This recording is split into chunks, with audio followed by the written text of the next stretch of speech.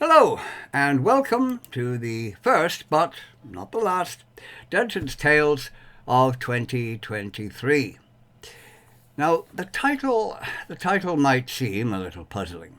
Two faiths intertwined, a new perspective. Well, yes, two faiths seen as totally unrelated opposites, yet one is actually based almost entirely on the other. And this is the new perspective as far as most videos I've ever seen go, though I have mentioned it previously. I'd like to talk about this again here. Something that might not seem to be even possible, but nevertheless it is. And that is pagan Christianity.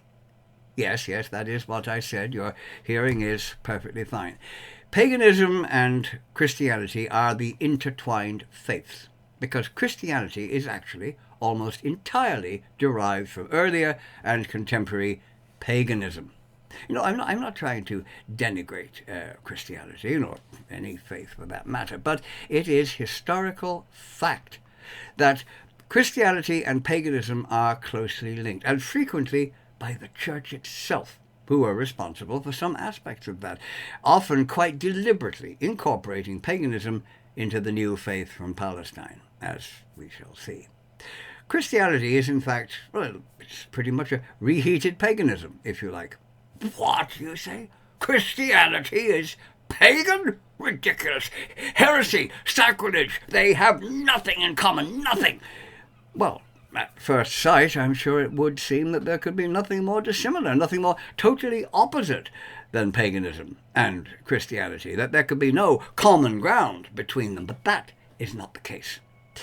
I'd like to talk about the relationship between paganism and Christianity, both in the overall context and later on as it relates specifically to the Old Norse and the Viking Age. How they are seemingly total opposites and yet surprisingly intertwined. Christianity being actually far more pagan than its followers realize, or the church would probably care to admit, or at least today, though many centuries ago the church was quite open at times as to its pagan links. And in fact, Christianity is really just rehashed paganism, as I think we shall see. Now, I'm not trying to knock Christianity, as I said, simply explain its origins and how it frequently used previous ideas to assist in spreading its own message. The analogy I'd like to use would be that you have a house built of, admittedly, rather dull grey stone, but you prefer the more colourful look of bricks, lovely red bricks. So you face the building with bricks. You now have a house that appears to be made of bricks, because now that's all you can see, the lovely red bricks. You consider it a brick house. Everyone else sees it as a brick house, obviously, since all they can see is now brick. But in reality, it is still made of stone. The bricks are simply a veneer, hiding the true nature of what the building actually is. It may look like a brick house, you may call it a brick house. And hundreds of years later, people may still be calling it a brick house, saying how much better that lovely brick is than those awful old stone houses they had centuries ago. But it is still a stone house. That is how I view Christianity versus paganism. Paganism is the old stone, Christianity is the new brickwork, with the building itself essentially the same as it was before. Now, to start with, we must define exactly what we're talking about. Christianity is, well, it's pretty obvious, I suppose.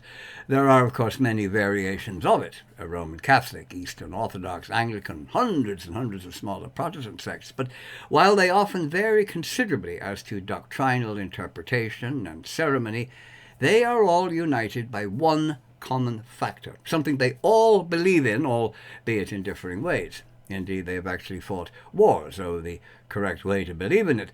But they all believe in Jesus Christ. So we can refer to them all with the overall blanket term Christians. Now, pagans. Pagans are another matter.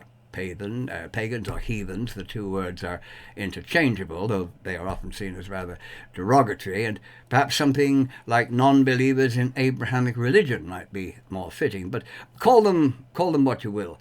They are the total opposite to Christianity in that they are not bound by one belief in various forms. No, they follow a multitude of differing beliefs, and they have come in very many forms. some worshipping actual divine entities, others having spirits of various kinds, nature spirits that inhabited rocks or trees, or indeed pretty much everything. And they have had divine animals, or even part animal, part human deities.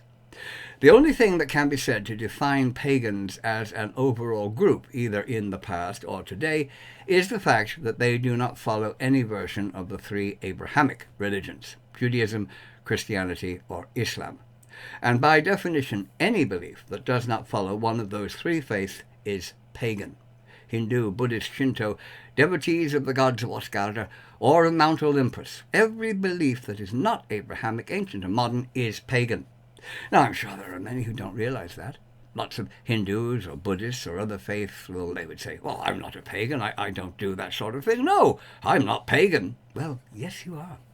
Being pagan does not mean that you have to sacrifice goats, nor dance naked in sacred groves at midnight, nor sit in the pentagram and summon demonic creatures to do your bidding, though a lot of misinformed people do seem to think it does, seeing pagans as something akin to the three witches from Shakespeare's Macbeth, with funny pointy hats and stirring a cauldron as they drop in tail of newt, leg of frog, and eye of salamander into it, while cackling maniacally.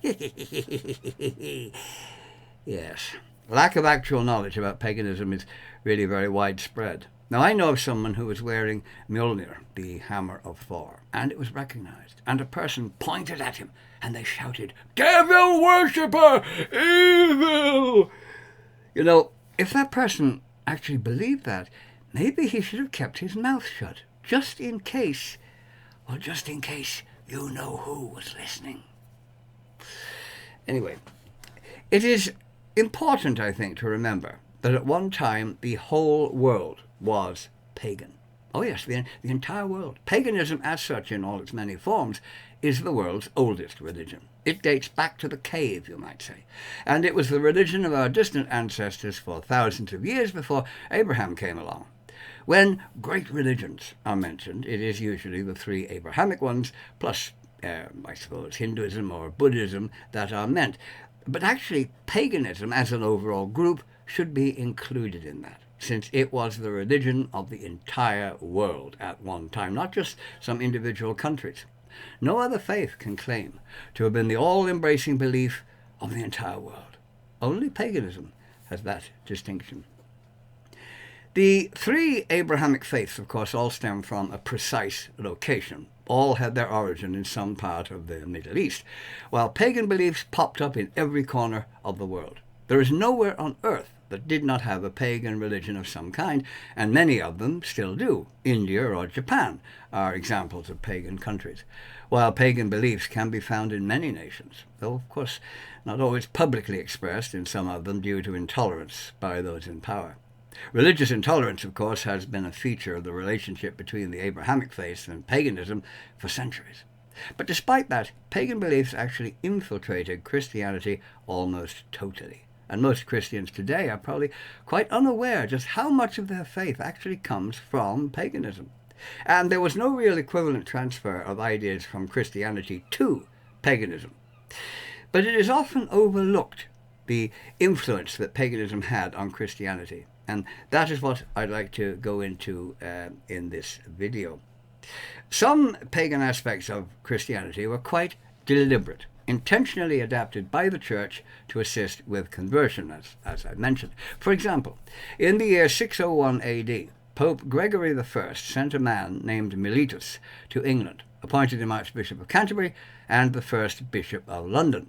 But the new bishop was finding resistance from the pagans of London. His conversion efforts were not progressing smoothly by a long way. In fact, they weren't really going anywhere. So the Pope wrote to him, and the letter was preserved by the Venerable Bede, so we know exactly what the Pope said.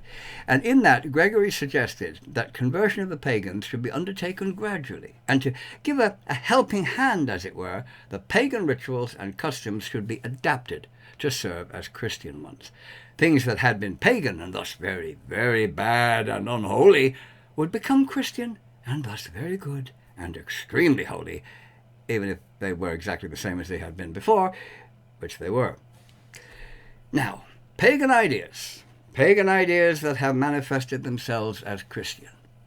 Well, there's the halo, a ring-like circle or a solid gold disc of golden light shown above or around the heads of saints to show that they are saints in religious paintings and on statues. That is, I'm sure, seen as a Christian symbol. You see a person shown with a golden ring hovering over their head and you think, a Christian, obviously. But no. That was a pagan symbol centuries before Christ, either as a glowing disc or as lines radiating from someone's head. It is mentioned by Homer in the Iliad, who describes a light above the heads of warriors fighting in the Trojan War. The huge statue known as the Colossus of Rhodes had some type of aura-producing device on its head, a system of mirrors perhaps, so that the statue's head was bathed in a wonderful golden radiance. And light emanating from people's heads is mentioned as far back as the Sumerians. One passage stating that it was brilliant, visible glamour which is exuded by gods, heroes, sometimes by kings, and also by temples of great holiness, and by gods' symbols and emblems. It is found frequently in Hindu, Buddhist, and ancient Greek art. One depiction of it showing lines radiating from the head of Perseus as he kills Medusa, and that on the vase dated to around 450 to 430 BC, while the halo in Christian religious art didn't make its appearance until the 4th century AD, and then only on Jesus himself to begin with, later on spreading to saints and other very holy people to make sure everyone knew that they were very holy. Holy, halo, holy person. A very obvious borrow from previous religions. The Christian Lenten fast, seen as deriving from the 40 days Jesus is said to have spent in the wilderness. Again, seemingly totally Christian, associated so closely with Jesus. But a 40-day fast and its ceremonies have parallels in ancient religions. The Egyptians, for example, fasted for 40 days in honor of Osiris. And according to the great 19th century German explorer, Alexander von Humboldt, pagans in Mexico had an ancient tradition that would have gone back to the Aztecs, which he describes as 3 days after the vernal equinox began a solemn fast of 40 days in honor of the sun. Likewise, the sign of the cross rubbed on someone with ashes on Ash Wednesday is not confined to Christianity. The practice was widely used across the ancient world to symbolize the gods, and young initiates into the mysteries of Mithras, for example, had the Tau cross drawn on their foreheads. Sprinkling ashes on the head or rubbing them on the forehead was also done by the Old Norse in honor of Odin, seeking his protection. And it was done, interestingly enough, on Wednesday, which was Odinsdag in Old Norse, meaning Odin's Day, though the name Wednesday is actually derived from the Anglo-Saxon Woden's or Woden's Day, which was their name for Odin, both the Norse and the Saxons, of course, worshipping the same god. Now, is it actually coincidence that Christian use of putting ash on someone's forehead just happened to be the same thing done on the same day that was done by the pagan Norse? The Christian observances of Lent, though they may have been used in some places earlier, didn't officially come into being until 325 AD at the Council of Nicaea, called by the Emperor Constantine the Great, which set the approximate date for Easter and Lent. Of course, that varies slightly from year to year, since it is what is called a movable feast. And it should be noted that Elijah, Moses, and Joshua also are mentioned as practicing 40-day fasts. Though, of course, they were not pagans, since they were of the Jewish faith, but Christianity didn't yet exist in their time, though the concept of a 40-day fast most certainly did. Holy water and baptism. Now, that seems a very Christian concept, doesn't it? Splashing water over a baby, who usually protests rather loudly about it, and may indeed add some water of its own by peeing on you. But the idea of water as something to cleanse, to wash away spiritual impurity, is rooted firmly in pagan tradition many years before Christianity, both in Europe and Asia. Water is, of course, a natural element, and it was seen as symbolic of cleansing of both body and soul, pagans immersing themselves in sacred springs, wells, or even entire rivers, as John the Baptist does in the New Testament. And that, of course, was before Christianity existed, since it only came into being after the death of Jesus. But the practice dated far back, even beyond his time, among the pagans long before the birth of Christ. An excellent example, of course, being the Hindi Ganga, or the Ganges River as we call it, the great sacred river of India, personified as the goddess Ganga, in which Hindus immerse themselves to wash away their sins and pay homage to their ancestors, lifting up the water in their hands and letting it fall back into the river, and taking containers of the water home with them, known as the Ganga Jal, the water of Ganga, to use in various religious ceremonies, traditions that go back into the mists of time. Baptism is a symbolic cleansing, a washing away of spiritual impurities, purification by water, and that symbolism is pagan in origin. You know, in Ireland there are something like 3,000 sacred wells. You can hardly throw a stone in any direction in rural Ireland without hitting a sacred well. And most of them trace their origin back to pre-Christian Celtic times. And drinking or bathing in their waters would give health, it would give wisdom, even poetic inspiration. And those wells will be visited on each of the great pagan festivals. Imbolc on the 1st of February, Beltane on the 1st of May, Lunasir on the 1st of August, and Samhain on the 1st of November. The early Christians actually constructed churches close to the pagan wells, and they would use the water for baptism, which of course helped to get the pagan Irish to accept the sacrament more willingly. It was their water they were already used to using, and thus more readily accepted as part of a new faith. Later on, of course, the church stopped the practice, and fonts were constructed inside the churches, which of course is still done today. Mother Mary, the Holy Mother. Now, she is, of course, a very Christian concept, the Virgin Mary and the infant Jesus, but she is also very much the mother goddess of previous centuries. The Egyptian goddess Isis, mother of Horus, for example. Many of her attributes are similar to Mary's, even to her wanderings in Egypt, and images of her with her son foreshadow later Christian icons of Mary and the infant Jesus. Now we come to something very, very interesting. Queen Ahmose of Egypt, who lived during the 18th dynasty. Very, very interesting one, this. She was the principal royal wife of the dynasty's third pharaoh, Thutmose I, and the mother of the later queen and pharaoh Hatshepsut. But she exactly parallels the later story of the Virgin Mary. She was visited by the god Amun, who woke her with pleasing odours, and he held the ankh, the Egyptian symbol of life, to her nose, and thus was conceived Hatshepsut, in what was also, of course, a virgin birth, since no sexual intercourse took place. It was more of a sexual sniff, you might say, conceived. No. Hatshepsut, of course, was a genuine historical figure, and though a woman, she became one of the greatest pharaohs of Egypt, though her conception, it is a little bit open to question, and there are suggestions, that she actually put the story around herself to add to her already divine status as pharaoh, what today we would probably call fake news. As if she would. I mean, politicians don't do that sort of thing, do they? No, of course not. Yes. But an inscription on a temple wall in Egypt is really fascinating because it shows the god Amun informing Queen Ahmose that she will bear the divine child. No sexual intercourse involved, the Annunciation. Then the queen giving birth, the virgin birth. And there are even 3 men shown worshipping the newborn divine infant, the adoration just like the Magi. The Virgin Mary and the birth of Jesus story. Annunciation, virgin birth, adoration, all exactly the same. Not just similar, but identical, only a couple of thousand years earlier. A coincidence that the writers of the Bible, whoever they were, just happened to come up with an identical story? Well, you decide. I'm not saying either way.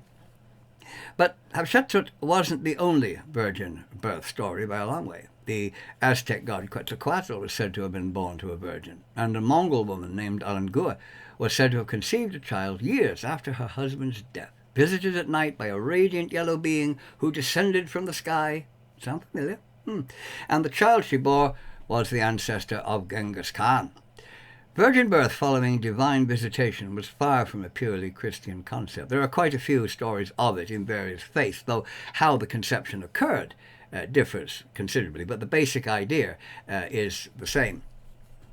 St. Bridget of Ireland, one of the patron saints of Ireland, as it happens, along with St. Patrick and St. Columba, is pagan in origin. She was the great Celtic goddess Bridget, seen in a triple form, as was the Morrigan, something I'll come back to in part 2.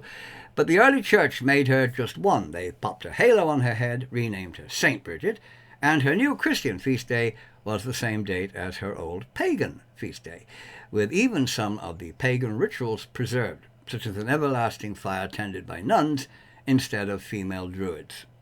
So Ireland, a very, very Catholic country, obviously, has a renamed pagan goddess as one of its pagan saints. As one of its patron saints, I should say. Slip of the tongue there, Freudian slip. Halloween, All Saints' Day, or All Hallows, comes from the Irish Celtic harvest fire festival called Samhain, which means the end of summer. One of 4 festivals that occurred during the year, the others, as I mentioned, being Imbolc, Beltane and Lunasa. And it had been an important date since Neolithic times, some passage graves being aligned with the sunrise on that day, including the well-known Mound of the Hostages on the hill of Tara and one of the cairns on Slieve na Chailliach, the mountain of the Chailliach, the old hag of Irish folklore. But in the 8th century AD, Pope Gregory III declared it to be the festival to remember all the holy saints, and it became All Saints' Day. The other traditions of Halloween, as we know it today, of course, came later. Using existing pagan festivals and feast days was a good way of helping to convert people who would be more accepting of something done on a day that they were already used to worshipping on, especially, as in the case of Bridget, if it was similar to the previous focus of that worship. And for the same reason, churches were often built upon the site of pagan temples or beside sacred places, such as wells, as I mentioned. So people would worship in a familiar place, one they associated with worship, and be baptized from the water from their own sacred wells. The great cathedral Notre-Dame de Paris was built on the site of a pagan temple, to Jupiter, if I remember correctly. The early church used psychology long before psychology was invented. Oh yes, they got there centuries before Sigmund Freud. In part 2, I'll delve further into the pagan connections with Christianity. Among them, the supposedly thoroughly Christian concept of the Holy Trinity, which isn't actually Christian in origin. Till then, I will say goodbye for now. See you next time.